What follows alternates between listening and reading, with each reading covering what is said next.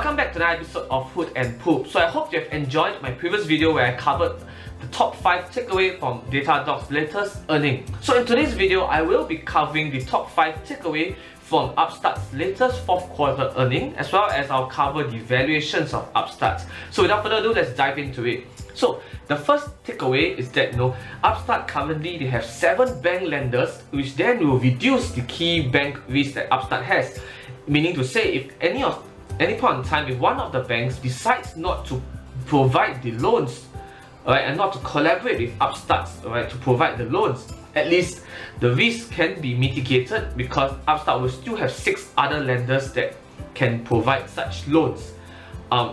Ideally, what I need to track is that I want to see that these numbers, these lenders goes up accordingly, because at least this shows that more and more banks have confidence in using Upstart's AI technology to provide such loans.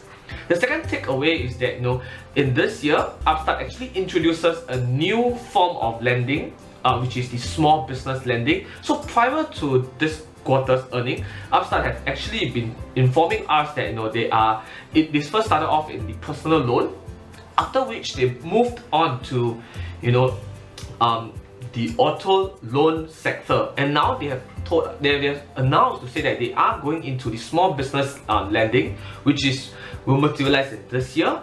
Alright, so this is something that excites investors because it opens up new revenue for Upstart. And they also mentioned in the next earnings that mortgage lending will see some materializations in 2023, which is next year. The fourth key takeaway is that Upstart has repurchased shares, alright, based on this quarter, and they have cited 2 reasonings for repurchasing it. The first is that they actually deemed the current share price, or when they were repurchased, as undervalued, meaning to say management of Upstart actually valued Upstart at a very higher rate compared to whatever price that they paid for.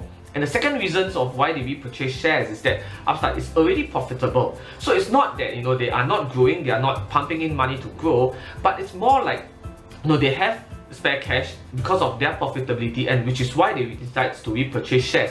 So from an investor point of view, repurchasing of shares indeed helps benefits existing shareholders, because there are lesser shares out in the market, which then will reduce the share counts and so on. So this is something that's positive from the way I look at it, even though I personally do hope that Upstart could have pumped in more money to improve their AI and machine learning technology, but I do accept their current explanation. And the last takeaway is that the default rates are back to their own estimations. Now the problem of Upstart is that because they are in the lending kind of services where they are AI and machine lending, will help to determine what kind of rates to lend to certain users. So if the users are unable to pay back their loans, then this will consider as a default rate. However, Upstart state that their default rates are back to their estimations, meaning to say that at least their AI is improving as we go on, and because of the AI being improves along the way, their default rates can then goes back to their estimation, which is something that's positive.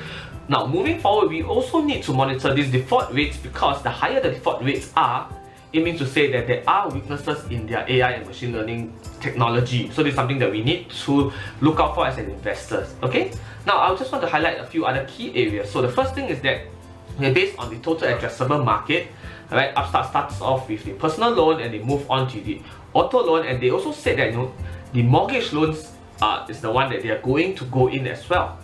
And in this quarter, they have added in the small business loans. So if you look at the size of it, small business loans is about 644 billion, which is slightly lower than auto loan but significantly higher than personal loan. So if purely based on that, and if Upstart is successful in small businesses, in terms of that loan, even without including mortgage loan of that 4.6 trillion, right, their revenue growth will be significantly impactful in the next few quarters. So this is something that excites us.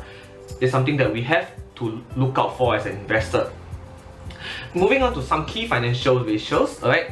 In the 4th quarter itself, revenue grew 252% year over year. This is actually very, very impressive. Okay, now looking at the full year kind of key financial highlights, their revenue grew about 264% year over year. Okay, now moving on to some of the guidance, alright, you can see that for FY 2022, which is to say 1 year later, okay, their full revenue guidance is about 1.4 billion in terms of the revenue. So with all these figures, right, we want to put it into our valuation model to see, what's the value, what's the intrinsic value of Upstart. So this is basically my revenue, my so-called valuation table. Their revenue, it's about 850 annualized, and of course 1 year forward, right, my revenue is estimated to be 1.39 billion, which is very close to their estimation, okay, which is 1.4 billion. And you can see that the share price today, the share price that I get is about $200 at the cheapest rate, and the share price currently is 140. So there is a significant, undervalue that I can get out of this for Upstart. Okay, so whether or not to take on this investment, it's really up to your own understanding on this lending business. I do agree that it is Upstart's proposition is in a very crowded area. Okay, there are significant competitors coming up and so on. So it's really up to your comfort level to see whether you want to take on this risk. Okay, so with that, I hope you have enjoyed this video, and I'll see you in my next video. Invest safe.